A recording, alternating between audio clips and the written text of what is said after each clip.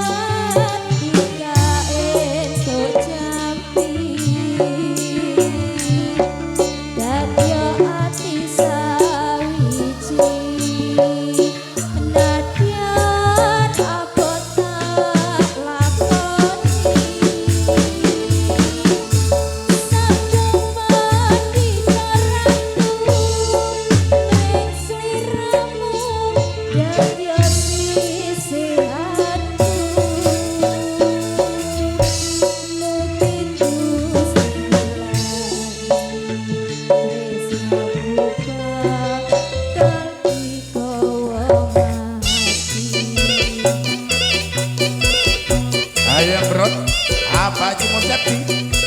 Apa saja terus? Tulis lidah.